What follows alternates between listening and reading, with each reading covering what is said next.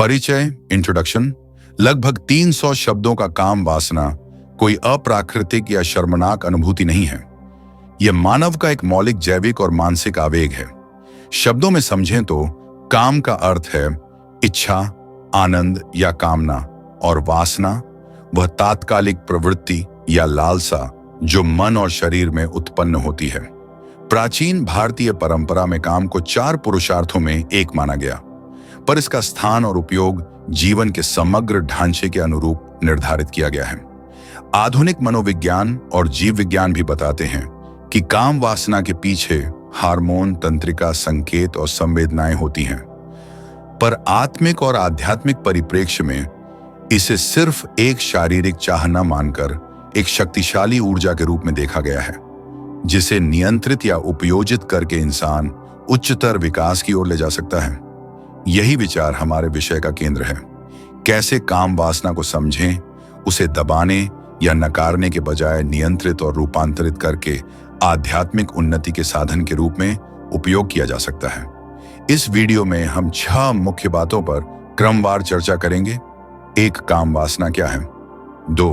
प्राचीन योगी व ऋषियों ने इसे किस तरह नियंत्रित कर आत्मिक उन्नति की। 3. क्यों कई परंपराओं ने कर्म भूमि पर आध्यात्मिक यात्रा शुरू करने से पहले काम वासना पर नियंत्रण को प्राथमिक माना। 4. काम वासना से आध्यात्मिक विकास कैसे संभव है, खासकर काम सूत्र और संबंधित ग्रंथों के संदर्भ में। 5. शास्त्रों व ग्रंथों के अनुसार काम भोग कब और कब नहीं करना चाहिए। और 6. आज के आधुनिक जीवन में इस ऊर्जा को कैसे नियंत्रित कर उसे आध्यात्मिक उन्नति में बदला जा सकता है।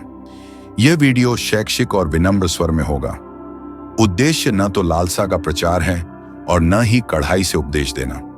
हम संतुलित और व्यवहारिक दृष्टिकोण देंगे, शारीरिक यथार्थ, मानसिक गतिविधियां और आध्यात्मिक तकनीकें, ताकि दर्शक समझ सके कि काम वासना एक बाधा भी बन सकती है और साधन भी। यह निर्भर करता है कि हम उसे कैसे समझते और संचालित करते हैं। काम वासना का संदर्भ भारतीय सांस्कृतिक और दार्शनिक परंपरा में बहुत प्राचीन है। वेदों में काम और कामना का जिक्र है। प्रकृति की रचनात्मक ऊर्जा, मानव चाह और ग्रहों प्रकृतियों का समीकरण, काव्य, नाट्य और शास्त्र, सब में काम वासना के विविध आयाम मिलते हैं। कभी इसे जीवन के अभिन्न सुख के रूप में देखा गया, तो कहीं इसे अनुशासन और संयम के परिप्रेक्ष्य से समझाया गया। ग्रीक, फारसी और चीन की परंपराओं में भी काम वासना को अलग अलग रूपों में समझा गया, पर भारतीय ग्रंथों ने इसे जीवन के 4 पुरुषार्थों धर्म, अर्थ, काम, मोक्ष की रूपरेखा में सुव्यवस्थित किया। महाभारत और रामायण जैसे महाकाव्यों में काम वासना का निहितार्थ न केवल व्यक्तिगत इच्छा का, बल्कि सामाजिक और नैतिक संदर्भ का भी होता है। उपनिषदों और योग साहित्य में यह विचार और भी गहरा होता है। काम वासना को केवल वासनात्मक प्रेरणा नहीं, बल्कि जीवनी शक्ति, प्राण काम शक्ति के रूप में देखा गया। एक ऐसी ऊर्जा जो यदि अनियंत्रित रहे तो बंधन बढ़ाती है, पर नियंत्रित और रूपांतरित हो तो मोक्ष की ओर मार्ग प्रशस्त कर सकती है। पतंजलि के योग सूत्रों में आत्मनियंत्रण और इंद्रिय ग्रह के सिद्धांत मिलते हैं। वे काम वासना को मन वासनाओं के समूह में स्थान देते हैं, जिनका नियंत्रण अभ्यास, यम नियम, ध्यास, प्राणायाम आध्यात्मिक प्रगति के लिए अनिवार्य बताया गया है। काम सूत्र, जो आम समझ में केवल काम कला का ग्रंथ माना जाता है, वह मूलतः जीवन के यथार्थ, संबंध, सामाजिक रीतियों और आत्मनियमन की सूक्तियां भी देता है। पुरातन गुरुकुल और आश्रम प्रणाली में युवाओं को संयम, अनुशासन और सामाजिक धर्मों का प्रशिक्षण दिया जाता था। यह माना जाता था कि इच्छाओं का संतुलित उपयोग ही सामर्थ्य और स्पष्टता देता है। वहीं तांत्रिक और संवैदिक परंपराओं ने काम ऊर्जा को विशेष तकनीकों से जागृत कर उसे दिव्य चेतना की ओर मोड़ने का मार्ग बताया। मंत्र, मुद्रा, ध्यान और शरीर ऊर्जा पर केंद्रित अभ्यास इनकी विशेषता रहे। आर्षि मुनियों की जैवोपनीति और आचारों में काम वासना पर नियंत्रण को इसलिए महत्व दिया गया क्योंकि उन्होंने आत्म चेतना के अनुभवों से जाना था कि तात्कालिक लालसाएं मन को बांधकर उसे विभाजित करती हैं, पर ऊर्जा को नियंत्रित कर उसे ऊर्ध्वगामी बनाया जाए तो वह चिंतन, ध्यान और समाधि में सहायक बनती है। इसलिए पुरानी परंपराओं में काम वासना का पूरा खंडन नहीं, बल्कि विवेकपूर्ण स्थान और दिशा दोनों सिखाई जाती थी। इतिहास में स्पष्ट रूप से दिखता है कि न तो सभी परंपराएं काम वासना को संपूर्णतः नकारती थीं, न ही किसी ने उसे बिना प्रतिबंध के प्रोत्साहित किया, बल्कि ज्ञान परंपराएं इसे समझ, अनुशासन और मार्गदर्शन के साथ प्रयोग करने की सीख देती थीं। यही ऐतिहासिक परिप्रेक्ष्य हमें आज के आधुनिक संदर्भ में इसे समझने का आधार देता है। काम वासना को नियंत्रण में लाने का पहला सिद्धांत है ऊर्जा का संरक्षण और पुनर्निर्देशन। प्राचीन योगियों ने जाना कि शरीर मन में जो तात्कालिक जोर आते हैं, इच्छाएं, लालसाएं, वे केवल इच्छा ऊर्जा हैं। इनको जब फुटकने दिया जाता है तो वे मन को बिखेर देती हैं, पर जब इन्हें रोका, संचित और सूक्ष्म रूप में ऊपर मुखी ऊर्ध्वगामी किया जाता है तो वही ऊर्जा मानसिक एकाग्रता, चेतना विस्तार और समाधि के लिए ईंधन बन सकती है।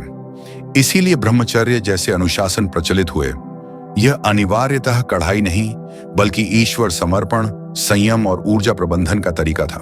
दूसरा तरीका था शारीरिक आधारित अभ्यास, प्राणायाम, मुद्रा और बंध, मूल बंध, जलंधर बंध आदि। ये तकनीकें शारीरिक नाड़ी और ऊर्जा पथों, नाड़ियों पर प्रभाव डालती हैं। अप्रयुक्त या बिखरी ऊर्जा को नियंत्रित कर उसे सूक्ष्म चक्रों और ऊर्ध्वगामी मार्गों में ले जाती हैं। योगी धीरे धीरे समझते हैं कि तेज और अनियंत्रित श्वास काम वासना को पोषित करती है। शांत, नियंत्रित प्राण, अनुलोम विलोम, विरोधी सांस और धैर्य इससे लड़ने में मदद करते हैं। तीसरा, मनोवैज्ञानिक प्रशिक्षण। न केवल बाहरी संयम, बल्कि मन की प्रवृत्तियों का संशोधन। ध्यान और समाधि की साधना, स्वनिरीक्षण, स्वाध्याय और सत्संग जैसी प्रथाएं मन को कम प्रतिक्रियाशील बनाती। योगियों ने मन को द्विविध माना। इच्छाएं आती, पर ध्यान उनको देखना सीखता है बिना उन पर अमल किए। धीरे धीरे इच्छा की तीव्रता कम होती जाती है, क्योंकि उस पर अनुचित प्रतिक्रिया समाप्त हो जाती है। चौथा, तप और आचार साधना। संयम को व्यावहारिक रूप देने के लिए ऋषियों ने रोजमर्रा के नियम बनाए। सोने उठने का समय, आहार, सीमित मिलन मिलाप और परोपकार। साधक को जीवन की छोटी छोटी लतों से मुक्त किया जाता था। इससे इंद्रियों का प्रभुत्व घटता और चित्त की शुद्धि होती थी। यह कदम इसलिए महत्वपूर्ण था कि शुद्ध चित्त ही ध्यान गहनता का आधार है। पांचवा, गुरु शिक्षा और संस्कार। नियंत्रण अकेले संभव नहीं। गुरु की निगरानी, पारिवारिक और आश्रमिक ढांचा साधक को सामर्थ्य देता था। नियमों का सामाजिक समर्थन और मार्गदर्शन ने संयम को स्थायी बनाया। गुरु ने इच्छाओं के सही उपयोग और नकारने के बीच विवेक सिखाया। कुछ परंपराएं पूर्ण ब्रह्मचर्य सिखाती, कुछ नियंत्रण में परिमित भोग की अनुमति देती। फर्क परिस्थिति और लक्ष्य पर निर्भर था। छठा, ऊर्जा रूपांतरण की सूक्ष्म कला। कुछ परंपराएं, विशेषकर तांत्रिक ऊर्जा आधारित, ने काम ऊर्जा को जागृत कर उसे सूक्ष्म केंद्रों, चक्र के माध्यम से ऊपर चढ़ाने की विधियां दी। परंतु ये तकनीकें गुरु अनुशासन और नैतिक स्थिरता के बिना खतरनाक समझी जाती थीं। इसलिए योगियों ने पहले नैतिक और मानसिक आधार मजबूत किया, तभी ऊर्जाओं का प्रयोग सिखाया। अंत में क्यों यह पहला सीढ़ी माना गया? काम वासना का नियंत्रण इसलिए प्राथमिक माना गया क्योंकि यह मन इंद्रियों का पहला और सबसे तेज प्रेरक है। यदि इंद्रियां अनियंत्रित हों तो निरंतर इच्छाएं और प्रतिक्रियाएं ध्यान, विवेक और आध्यात्मिक अभ्यास को विघ्नित करती हैं। एक स्थिर, शुद्ध और नियंत्रित मन ही गहरे अध्ययन, समाधि और आत्म अनुभव की अनुमति देता है। इसलिए प्राचीन मार्गों ने पहले इंद्रिय नियंत्रण और काम वासना पर विजय को आध्यात्मिक यात्रा की नींव माना। काम वासना को आध्यात्मिक विकास का साधन कैसे बनाया जा सकता है? इसे समझने के लिए सबसे पहले काम का परंपरागत अर्थ समझना जरूरी है। भारतीय विचार में काम केवल काम वासना नहीं, बल्कि आनंद, प्रेम, संबंध और जीवन का एक प्राकृतिक पक्ष है। वात्स्यायन के काम सूत्र जैसे ग्रंथों ने काम को मानव जीवन के 4 उद्देश्यों धर्म, अर्थ, काम, मोक्ष में एक स्वीकार्य और विनियमित स्थान दिया। अर्थात काम का उद्देश्य जीवन में सामंजस्य और संतुलन बनाना था, न कि केवल तात्कालिक सुख की खोज। काम सूत्र और इसी परंपरा के शिक्षक कहते आए हैं कि काम ऊर्जा का श्रेष्ठ उपयोग तब होता है जब वह विवेक, नैतिकता और संस्कारों के साथ जुड़कर किया जाए। तात्कालिक उत्तेजना को दबाकर या नकार कर आत्मविकास नहीं आता, बल्कि उसे समझकर, नियंत्रित कर और जरूरत के अनुरूप नियोजित कर आत्म ऊर्ध्वगमन संभव है। उदाहरण के तौर पर, जब एक साधक ब्रह्मचर्य का पालन करता है तो वह केवल शारीरिक परहेज नहीं कर रहा होता, वह अपनी काम ऊर्जा को संचित कर उसे एकाग्रता, अध्ययन और ध्यान की ओर मोड़ने की क्रिया कर रहा होता है। इस संचित ऊर्जा से मानसिक स्पष्टता बढ़ती है, अंतरात्मा के प्रति संवेदनशीलता आती है और आंतरिक अनुभवों की तीव्रता बढ़ती है। यही आध्यात्मिक प्रगति है। कामसूत्र में कई स्थानों पर यह भी बताया गया है कि काम व्यवहार को सामाजिक और पारिवारिक ढांचे में कैसे संतुलित रखें। विवाह, दायित्व और संतुलन पर जोर दिया गया है। जहां काम आचरण विवेकपूर्ण और निष्ठावान होता है, वहां वह व्यक्ति के चरित्र, धैर्य और सहानुभूति को पोषित करता है। ये सारे गुण आध्यात्मिक उन्नति के सहायक माने गए हैं। साथ ही कुछ तांत्रिक और उपनिषदिक रीतियां काम ऊर्जा को जागृत कर उसे सूक्ष्म चक्रों में ऊपर ले जाने की तकनीक बताती हैं, पर सर्वथा गुरु मार्गदर्शन तथा नैतिक आधार के साथ। अब बात करते हैं शास्त्रों व ग्रंथों के अनुसार काम भोग कब किया जाना चाहिए और कब नहीं। सामान्यतः कई परंपराएं निम्नलिखित सिद्धांत बताती हैं। 1. धार्मिक और सामाजिक दायित्व व समय। विवाह, परिवार स्थापना और संतानोत्पत्ति के समय काम भोग को स्वीकृति मिलती है। विवाहेतर असत्य और अन्यायजन्य संबंध शास्त्रों में निंदा के पात्र हैं। 2. आचार और संस्कार का पालन।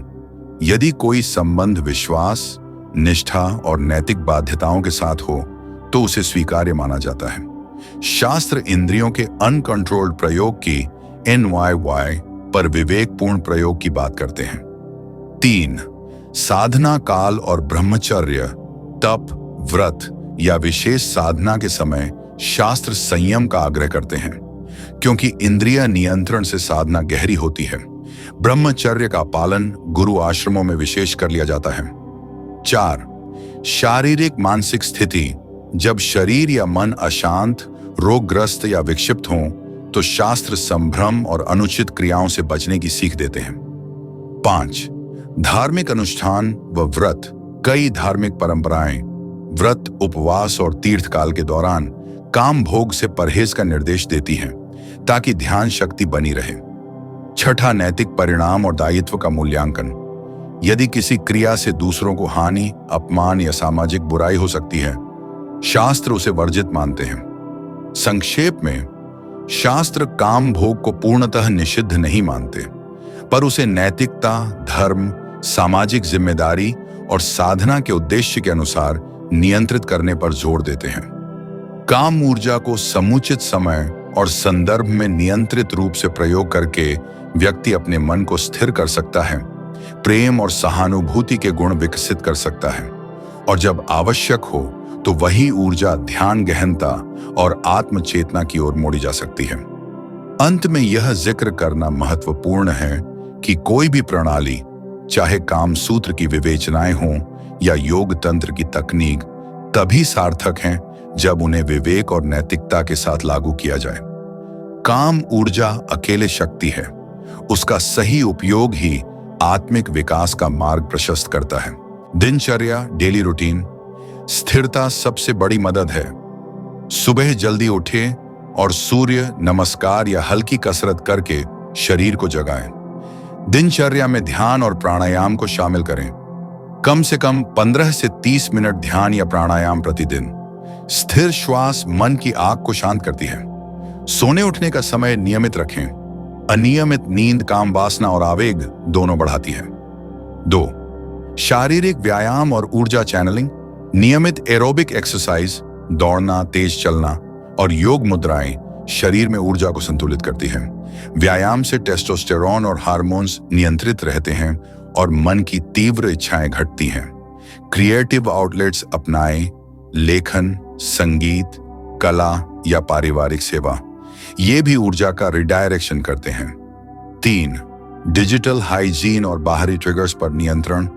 सोशल मीडिया और व्यभिचारात्मक उत्तेजक कंटेंट से दूरी रखें। ब्राउजिंग टाइम सीमित करें। फेड इन फेड आउट तरीके से ट्रिगरिंग साइट्स और एप्स हटाएं। जगह पर प्रेरणादायक और शिक्षाप्रद सामग्री रखें। रात में फोन को अलग कमरे में रखें ताकि अकेले में अनियंत्रित व्यवहार न हो। 4. माइंडफुलनेस और कॉग्निटिव टूल्स। जब इच्छा उठे 5-5-5 नियम अपनाएं। 5 गहरी सांसें लें, 5 मिनट तक खुद को नोटिस करें और अगले 5 मिनट में किसी और गतिविधि में लग जाएं। जर्नलिंग। हर आवेग के बाद 2 से 3 पंक्तियां लिखें। क्या ट्रिगर था? क्या भाव सुखद था? यह पैटर्न समझने में मदद करेगा। CBT सिद्धांत, विचार पुनर्रचना। आवेग वाले विचारों को चुनौती दें। मुझे अभी चाहिए को बदलकर यह आवेग केवल क्षणिक है, 20 मिनट बाद कम होगा कहें। 5. ब्रह्मचर्य और सीमितता को व्यवहार में उतारना। पूर्ण ब्रह्मचर्य लेना सभी के लिए अनिवार्य नहीं, पर कुछ समय जैसे साधना समय, व्रत, ध्यान सप्ताह के लिए इंद्रिय नियंत्रण अपनाना लाभदायक है। वैवाहिक संबंधों में पारदर्शिता और विवेक अपनाएं। संतुलित संबंध काम ऊर्जा को सकारात्मक दिशा देते हैं। 6. ऊर्जा को ऊर्ध्वगामी करने की साधारण तकनीकें। बॉडी स्कैन मेडिटेशन और चक्र ध्यान जैसे सरल अभ्यास, गुरु की सलाह के बिना। 7. सामाजिक और गुरु सहयोग। किसी आध्यात्मिक समूह, सत्संग या गुरुकुल का समर्थन लें। सामाजिक ढांचा नियमों का पालन आसान करता है। यदि समस्या जटिल जैसे कंपल्सिव सेक्सुअल बिहेवियर हो तो विशेषज्ञ, थेरेपिस्ट या काउंसलर से संपर्क करें। आधुनिक मनोचिकित्सा और सेक्स थेरेपी मददगार हैं। 8. आहार और जीवन शैली के छोटे परिवर्तन। भारी, अत्यधिक मसालेदार या उत्तेजक आहार से थोड़ा संयम रखें। संयमित और हल्का भोजन मन स्थिति को स्थिर रखता है। कैफीन और शराब का नियंत्रण भी इंपल्स नियंत्रित करने में मदद करता है। 9. लक्ष्य और प्रतीक बनाएं। अपने उद्देश्य को लिखकर रोज पढ़ें। यह इच्छा के समय आपको याद दिलाएगा कि आप किस दिशा में बढ़ रहे हैं। एक छोटा मंत्र, ध्वनि या तस्वीर रखिए जो आपको संयम और शांति की याद दिलाए। इन उपायों को मिलाकर लगातार 6 से 8 सप्ताह तक लागू करने से बदलाव स्पष्ट दिखता है। मन पहले ज्यादा प्रतिक्रिया देता है, पर धीरे धीरे इच्छाओं की तीव्रता घटती है और आप उसी ऊर्जा का प्रयोग अध्ययन, सेवा और ध्यान के लिए कर पाते हैं। काम वासना मानव का एक प्राकृतिक और जैविक आवेग है। न तो इसे संपूर्णतः नकारना चाहिए और न ही अविवेकी ढंग से उसका अधिरोपण करना। प्राचीन परंपराएं और शास्त्र दोनों इस ऊर्जा को एक शक्तिशाली संसाधन मानते हैं। जो सही दिशा, अनुशासन और विवेक से संचालित हो तो व्यक्ति के चरित्र, ध्यान और आत्म प्रज्ञान को सुदृढ़ करता है और अनियंत्रित रहने पर वही ऊर्जा बंधन और मानसिक अशांति का कारण बन सकती है। हमने देखा कि प्राचीन योगियों ने काम वासना पर विजय को आध्यात्मिक यात्रा की पहली सीढ़ी माना, न केवल इसलिए कि यह इच्छाओं का दमन है, बल्कि इसलिए कि इसके नियंत्रण से मन की शुद्ध आत्मनियमन और गहरी साधना संभव होती है। काम सूत्र व अन्य ग्रंथ यह सिखाते हैं कि काम का संयम, नैतिकता और सामाजिक दायित्वों के साथ समन्वय उसे जीवन के उद्देश्य में समाहित करता है। आधुनिक जीवन के लिए व्यावहारिक उपाय, नियमित दिनचर्या, प्राणायाम, माइंडफुलनेस, डिजिटल हाइजीन, शारीरिक व्यायाम और गुरु समूह का समर्थन, इन सब का उद्देश्य एक ही है, काम ऊर्जा को दबाकर नहीं बल्कि समझकर और निर्देशित करके उपयोगी बनाना। यदि किसी को कंपल्सिव व्यवहार या मनोवैज्ञानिक असुविधा हो तो पेशेवर मदद लेना बुद्धिमानी है। अंततः संदेश सरल है, अपने अंदर की ऊर्जा को शत्रु न समझें, उसे अपना अनुशासित साथी बनाइए। थोड़ी सी नियमितता, थोड़ा ध्यान और समुचित मार्गदर्शन आपको काम वासना की ऊर्जा से आध्यात्मिक उन्नति तक ले जा सकता है। इस यात्रा में धैर्य रखें, परिवर्तन होते होते आता है।